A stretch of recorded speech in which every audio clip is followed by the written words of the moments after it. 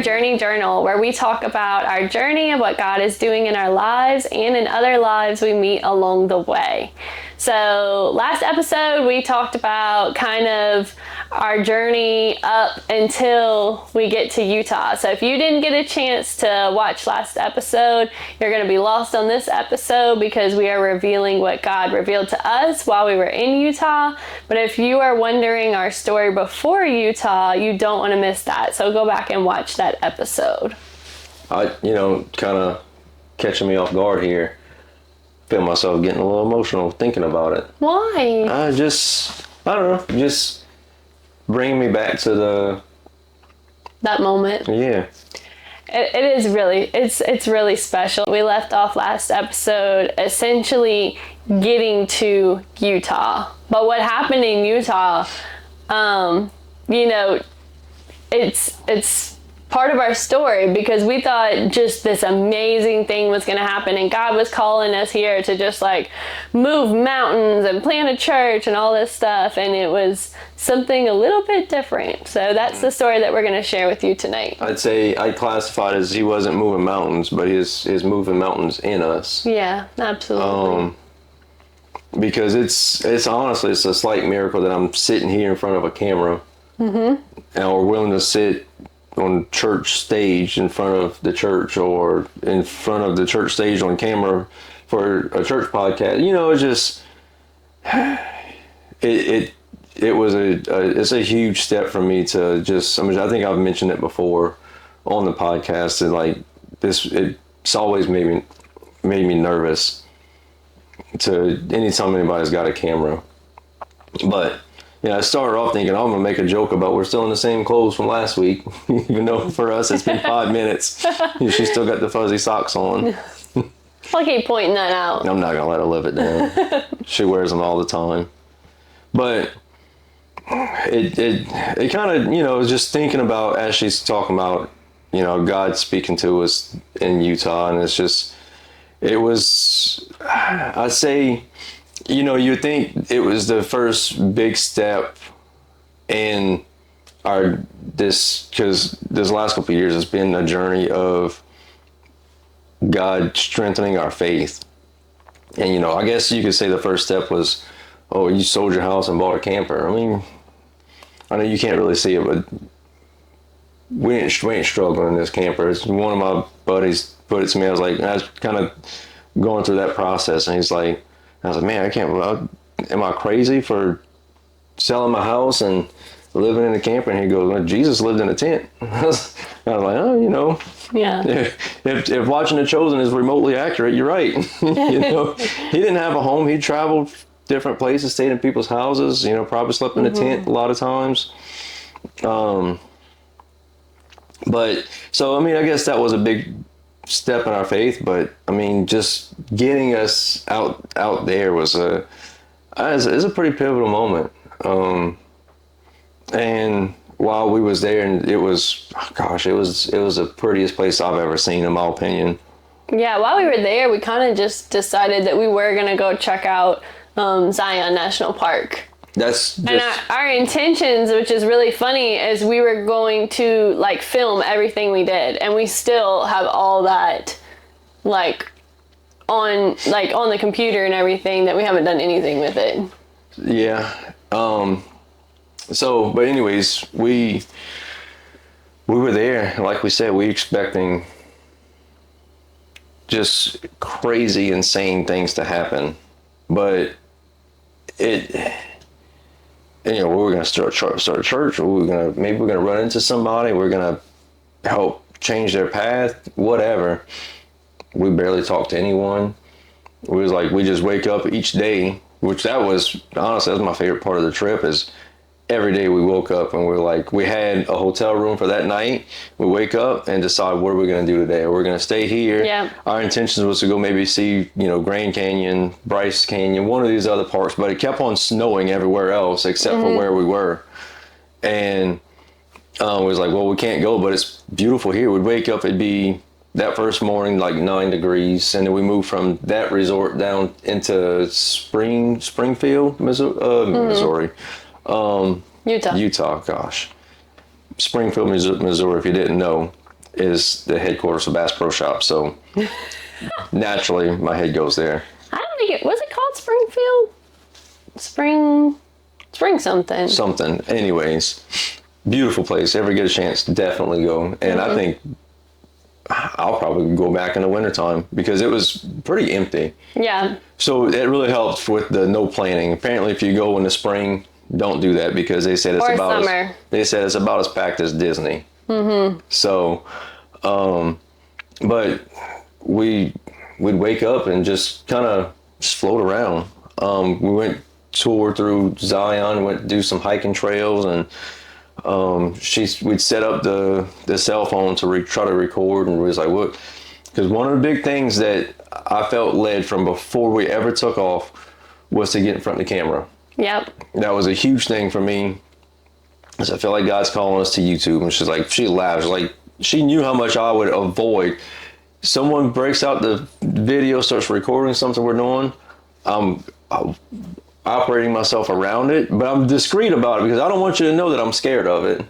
And you pretty much won't hear me talk because still, I don't even like hearing myself talk on the camera. So she'll edit the videos or whatever. And Yeah. she's like, hey, come watch this. Or today she was like, she didn't even ask this time. She's like, we need to watch it. And I was like, well, you watch it while I go do this and just catch me up where we're at and I'll figure it out.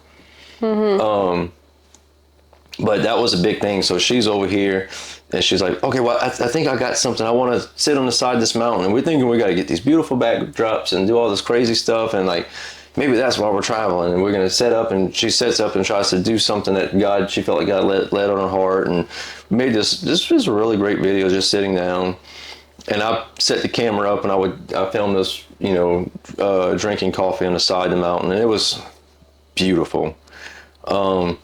But it was like, okay, that's one thing I feel like we need to do is we need to try to film. We need to film this and try to start making these YouTube videos so we can, I don't know why we felt led to do it. Don't know how we were going to do it. And I just kept on putting it off because, once again, I was scared to do it. I filmed probably that whole trip. And it was like, it's kind of like vlogging style. So I would say like, hey, we're waking up and we're going to Zion today and we're doing blah, blah, and blah.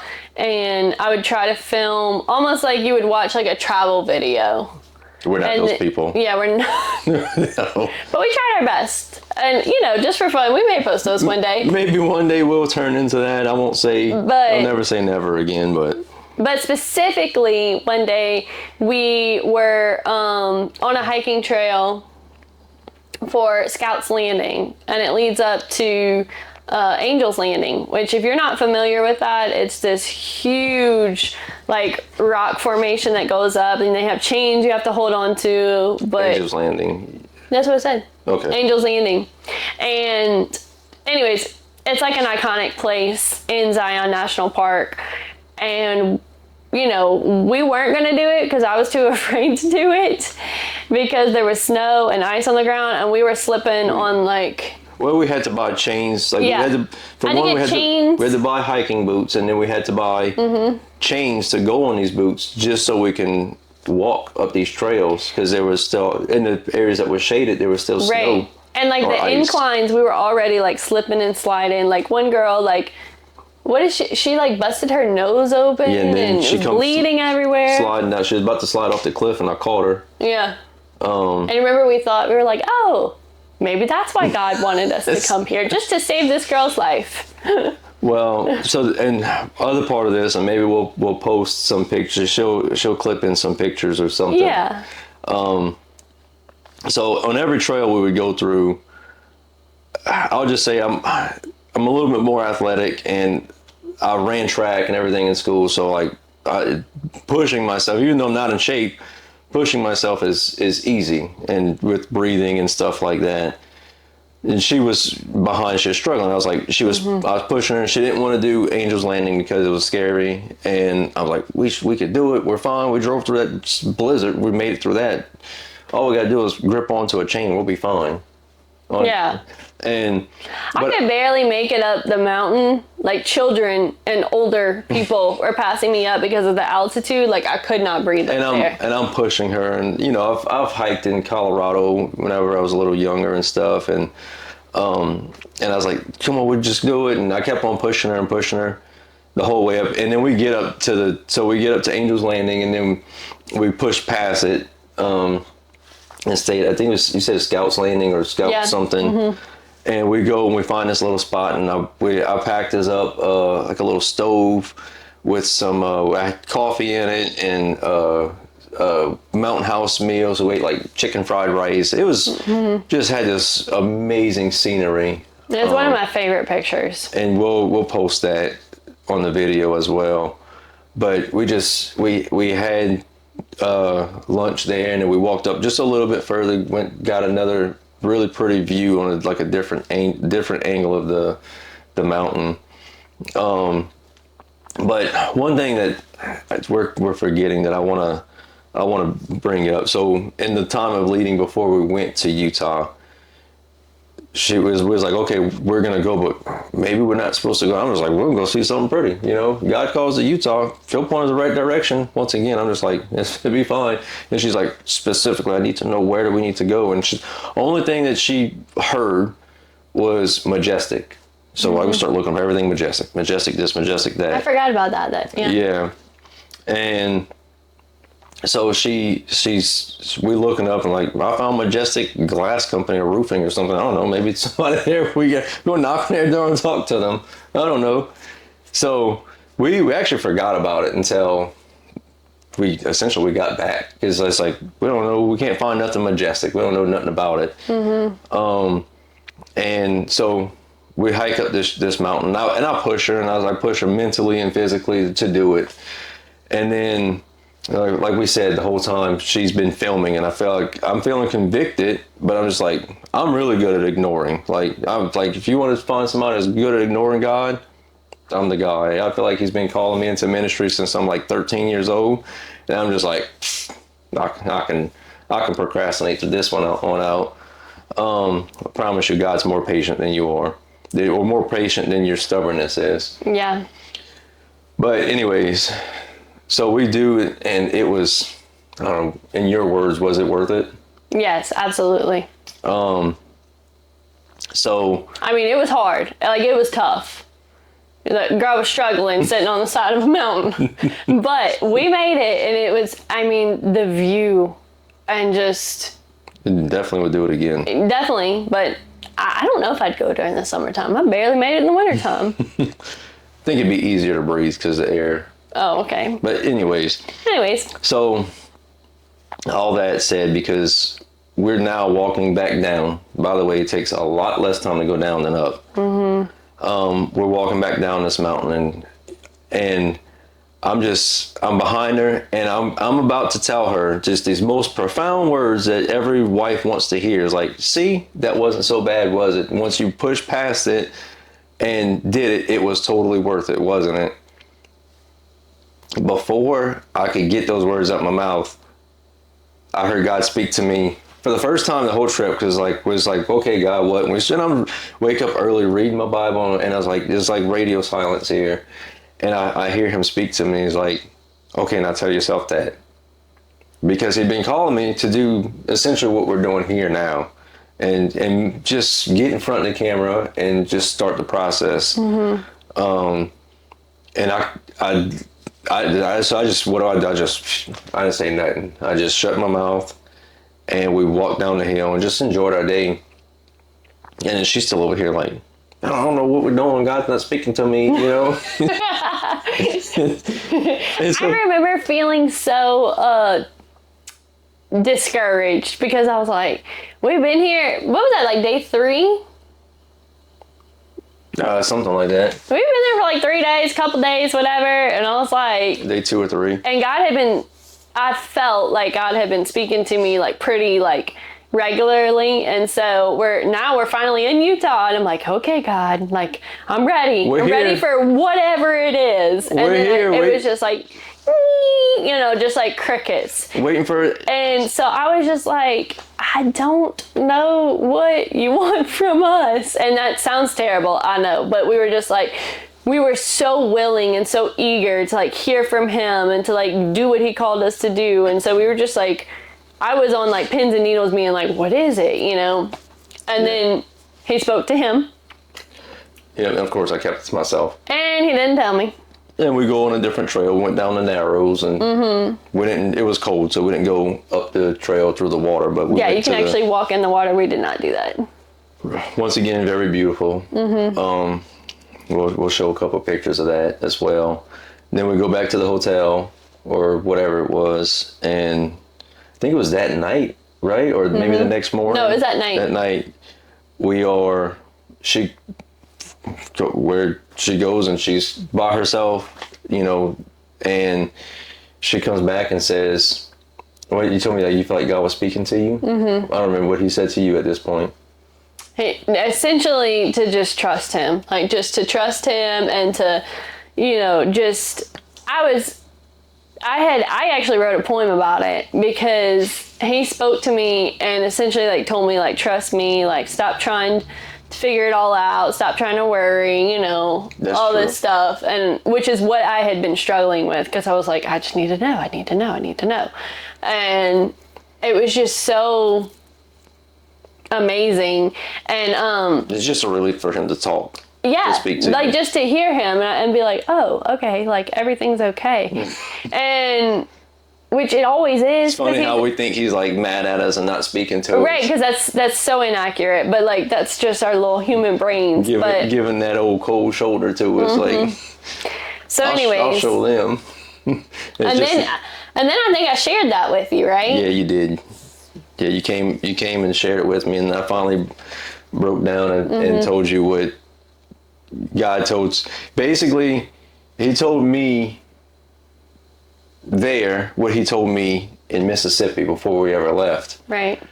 So then, I think it was you that had put it in perspective. So like, I think it was like the next day. It was like, okay, we're driving and we were going. What's my favorite trail? What was it called? The shortest one. Oh, Canyon Overlook. Canyon Overlook. To me, the effort you put out to the view that you get was the most worth it because it was absolutely gorgeous. Because it was a very small, easy hike, but when you get to the view, it was just you might as well have hiked up a whole mountain. Like it was amazing. We had asked waiters and waiter, where should we what would be a great morning hike to watch sunrise, and they was like, yeah, do that one right there because it's close. It's going to be easy to do. Too lazy to wake up before sunrise to get out there. We watched the sunrise from the hotel, which honestly, just from the porch outside the hotel room at the window, I drug the rolling computer chair out there and had my coffee and watched the sun come up over the mountains. That was $1 million view, if you ask me. But it was by far my favorite trail. But we were driving back up to that, and I was just kind of going over like, okay, I feel like that's what, like he spoke, and of all places where he spoke. So, and we realized this after, the trail that we were on was right off the side of Mount Majestic. So, kind of there's another little nugget of, God speaking to us and like, okay, because this whole time, like through all of everything we've done, and still, I mean, I'm not even gonna say we're like, okay, God spoke to us, like that was definitely him.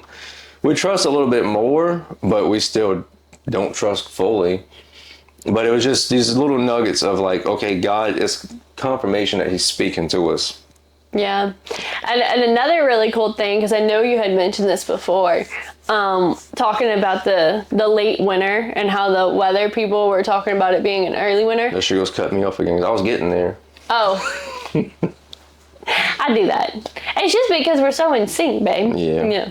Anyway, go ahead and finish it up now. Well, we were at a restaurant just randomly. We went there, and it was actually so cool because there were, what kind of deer are those? There's I was about to say a moose deer. My goodness, no, it was a mule deer. A mule deer. A big mule deer coming. We were sitting down, and then the waitress looks up and goes, "Oh, there's a Sven." Sven, like from Frozen. If you don't watch Frozen, then. And so you look out the window, which I will post that picture too. This mule deer is just walking down the sidewalk, like in the middle of the town. Across the street. But we're talking to her, you know, and just like everyone else, like, you know, how do you like? We love it here. You know, this is beautiful. And she was just like, oh, you know, it's just. Yeah, you know, when you live in a place, it just kind of is like, I see it every day. But then when other people come, they're like, this is the most amazing place we've ever seen. Of course, the restaurant was empty. Yeah.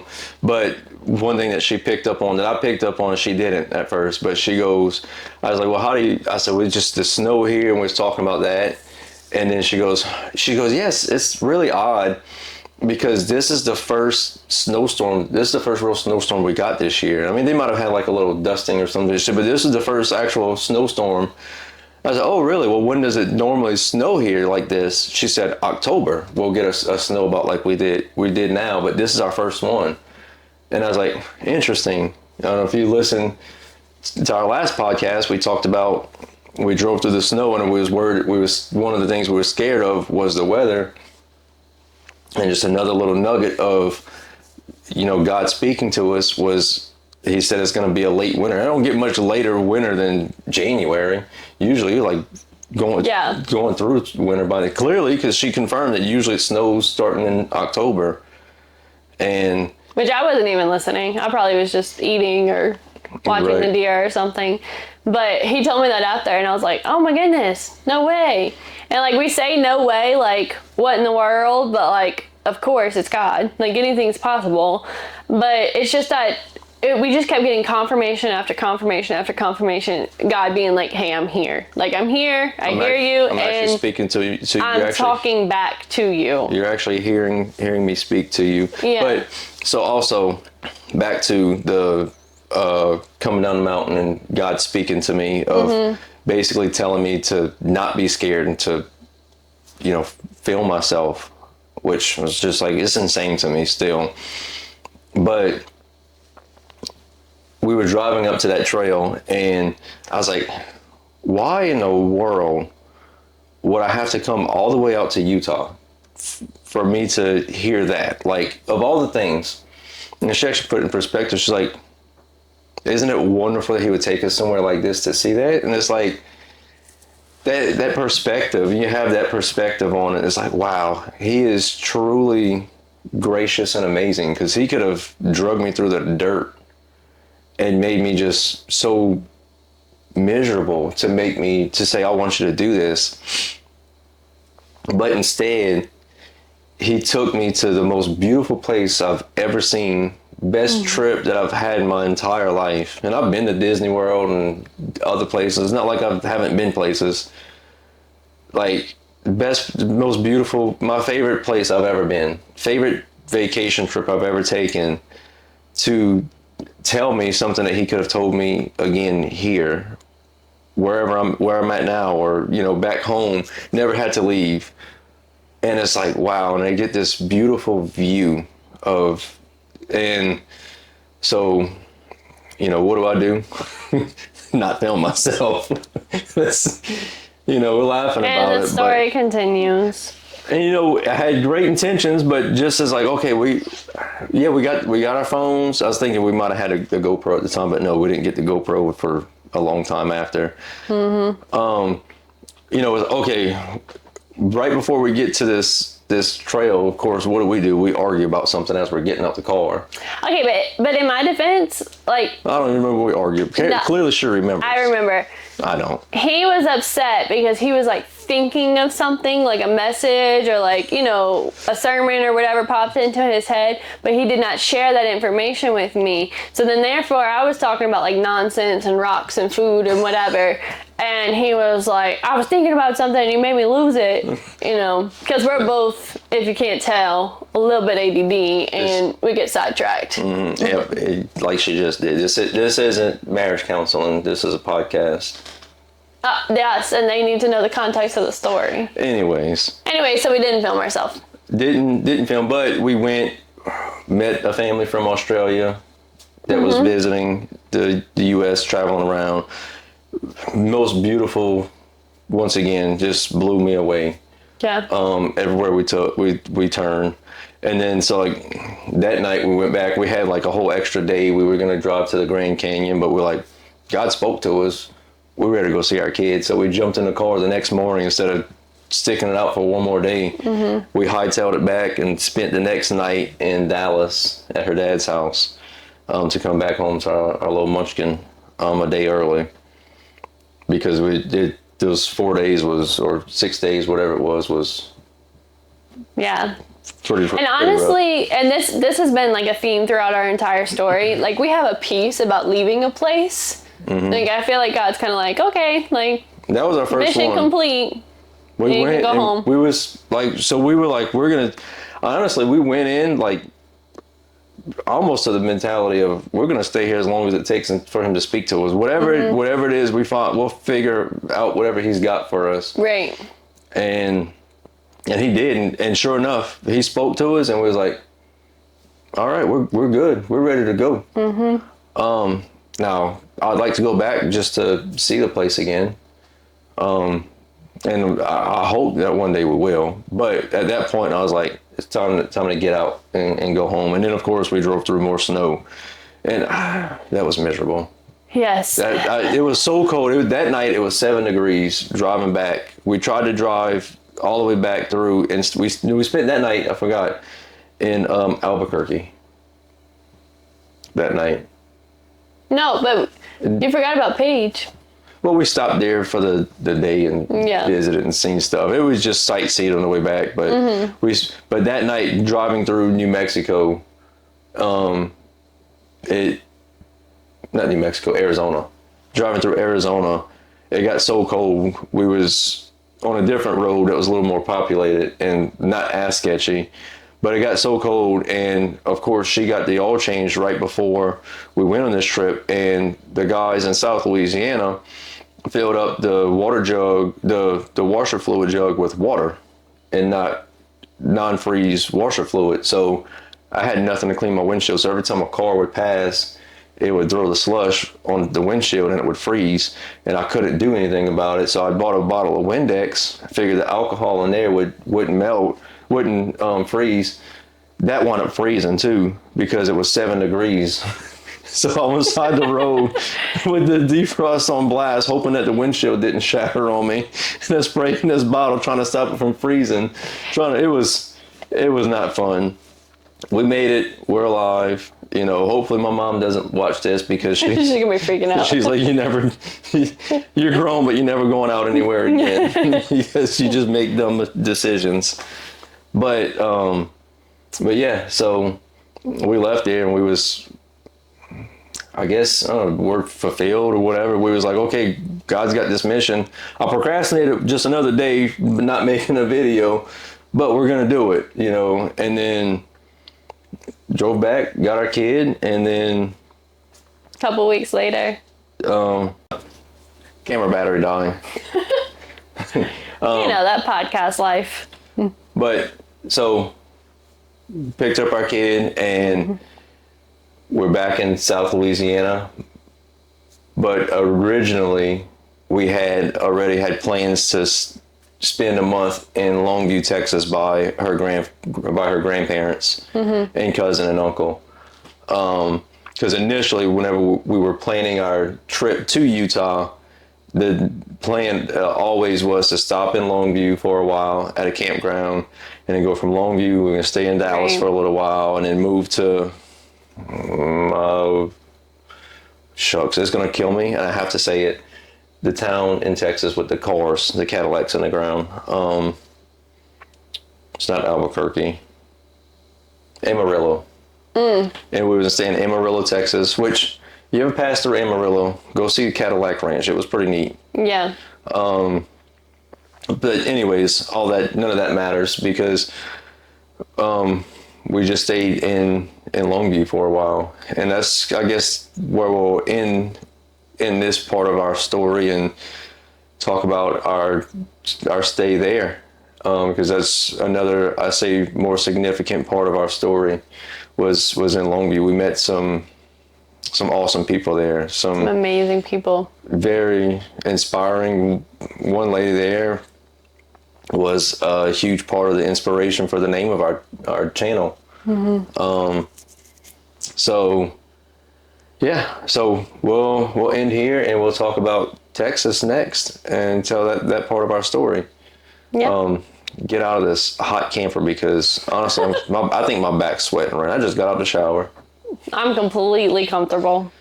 That's why the camera died, is because it's too hot in here. He's No so AC. dramatic. All right, guys. We'll see y'all next time. All righty.